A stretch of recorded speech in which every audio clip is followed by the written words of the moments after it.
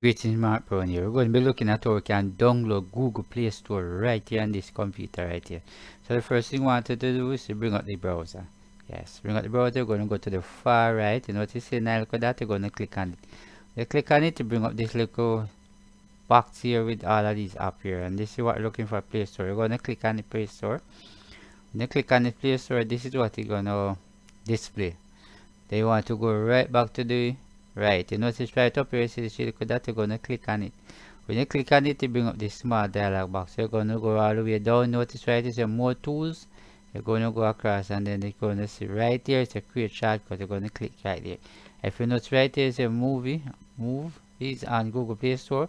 You're going to click to open as window. So you're going to click right here, check this box. You're going to click here, create.